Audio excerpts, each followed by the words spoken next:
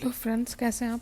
आज का जो हमारा टॉपिक है वो है मैरीटाइम सिक्योरिटी यानी कि समुद्री सुरक्षा।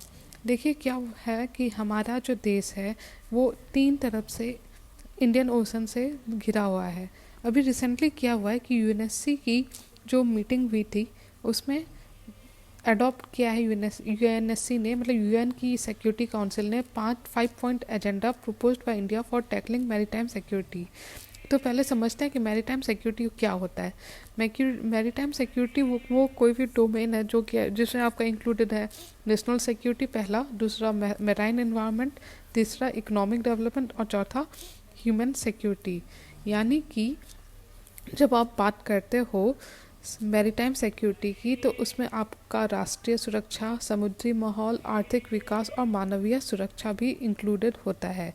भारत का जो समुद्री सुरक्षा है इस पर ध्यान देने की आवश्यकता क्यों है। पहला तो अंतर्राष्ट्रीय व्यापार यानी कि इंटरनेशनल ट्रेड हमारा बहुत ज़्यादा इंडियन ओशन पे यानी कि मतलब जो मैरीटाइम रूट है उसी पे डिपेंड करता है। दूसरा है कि कोस्टल सिक्योरिटी। देखिए हमारा 7,000 किलोमीटर का कोस्ट लाइन है जो तटीय सुरक्षा है, इसलिए ज़रूरी होता है क्योंकि ये जो 7,000 किलोमीटर लंबी तटीय रेखा है उसमें उसकी अगर हम ख्याल नहीं रख पाए तो जो मुंबई पे जैसे अटैक हुआ था ओशन के थ्रू ही टेररिस्ट घुसे थे, तो इसलिए ज़रूरी है कि हम अपने कोस्ट को सिक्योर्ड बनाए। तीसरा है कि चाइना का जिस तरह ग्रो कर रहा है, चाइना पूरी तरह कोशिश कर रहा है कि इंडियन ओशन में दबदबा बनाए, वो चाहे स्ट्रिंग ऑफ पर्ल्स रूट हो या बाकी जो भी कंट्रीज़ हैं स्ट्रिंग ऑफ पर्ल्स के थ्रू वहाँ पे पोर्ट्स बनाकर या अलग अलग पैसा दे के अलग अलग डेप्थ ट्रैप में फंसा के, तो अलग अलग तरह से चीन अपना प्रभाव बढ़ाना चाह रहा है। नेक्स्ट पॉइंट है कि जो नीली अर्थव्यवस्था यानी कि जो ब्लू इकोनॉमी है उसका बात। देखिए जो मैरीन सेक्टर है उसमें बहुत ज़्यादा पोटेंशियल है और उसे डेवलप करने की बहुत ज़्यादा ज़रूरी है।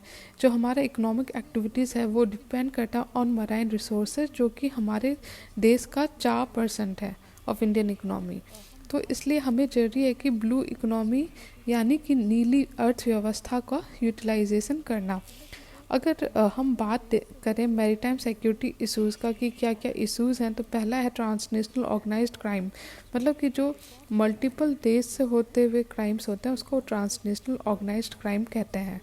दूसरा है एनवायरमेंटल कैटास्ट्रोफ्स। देखिए बहुत सारे आइलैंड कंट्रीज़ हैं इस एरिया में, पूरा जो हमारा इंडियन ओशन का एरिया है इसमें बहुत सारे आपके छोटे छोटे आइलैंड नेशन है और जिस तरह से ग्लोबल वार्मिंग या क्लाइमेट चेंज हो रहा है उससे एनवायरमेंटल कैटास्ट्रोफ्स बढ़ेंगे और ज़्यादा से ज़्यादा डिज़ास्टर आएंगे, जैसे कि आपका जो साइक्लोन्स हो गए या फिर सुनामी हो गया।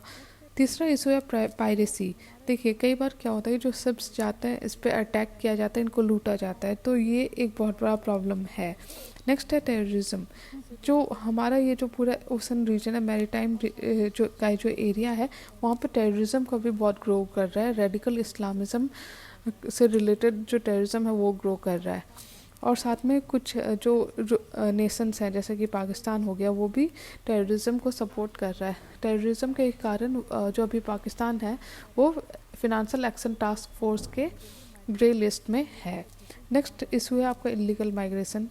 ये ओशन रूट के ही थ्रू बहुत सारे जो लोग हैं वो इलीगली माइग्रेट करते हैं, तो ये भी एक इशू बना रहता है मैरीटाइम सिक्योरिटी इशूज़ में। उसके बाद अगर बात हो कि कैसे इन्हें टैकल किया जाए, किन तरह से इस चुनौतियों को झेला जाए या इस समस्या का सॉल्यूशन निकाला जाए, वो है कि पहला कि जो भी इंटरनेशनल लॉ है उनका ध्यान रखना। जिस तरह से डिसरिगार्ड किया जाता है, माना नहीं जाता, सम्मान नहीं किया जाता अंतर्राष्ट्रीय कानून का, वो गलत है। रिसेंटली देखा गया है कि चाइना ने भी जो परमानेंट कोर्ट ऑफ आर्बिट्रेशन था उसके जो डायरेक्शन था उसको डिसऑबे किया। जो चाइना है वो साउथ चाइना सी में अपना दबदबा बढ़ाना चाहता है और इसलिए उसने परमानेंट कोर्ट ऑफ आर्बिट्रेशन की बात नहीं मानी। दूसरा है कि जो मैरीटाइम रीजन का को एक ग्लोबल कॉमन मतलब सबके लिए एक समान माना जाए, वैश्विक रूप साझा समुद्री क्षेत्र माना जाए, यानी कि जो ये पूरा रीजन है इसको एक कॉमन माना जाए और सब पूरे ह्यूमैनिटी के लिए अलाउ करना चाहिए इसका यूज़ करना। तीसरा है कि इंटरनेशनल ट्रीटीज़ जो है वो लैक करती है यूनिवर्सल कैरेक्टर, यानी कि अंतर्राष्ट्रीय संधियाँ जो है उनमें सार्वभौमिकता का अभाव है। यानी कि जो रसिया की का जो पॉलिटिकल इंटरेस्ट है वो डिफरेंट है। उसी तरह चाइना भी वायलेट करता है साउथ चाइना सी रीजन को। तो हर एक देश का अपना एक जो पॉलिटिकल कंसर्न है उसी के अनुसार वो काम कर रहा है। अगर आगे देखें कि कैसे हमें इसे मतलब कि सॉल्व करना चाहिए, आगे कैसे बढ़ना चाहिए, तो इसमें आपका होगा कि समुद्री सुरक्षा पर 5 सूत्री एजेंडा अपनाना। दूसरा कि एक कंसेंसस क्रिएट करना of a maritime security body UNSC में। तीसरा कि जो भी ग्लोबल ट्रीटीज़ हैं उनको यूनिवर्सलाइज करना, और इस तरह से जो कुछ कंट्रीज़ हैं जो अपने इंटरेस्ट के अनुसार नहीं मानती, ये गलत है। इसको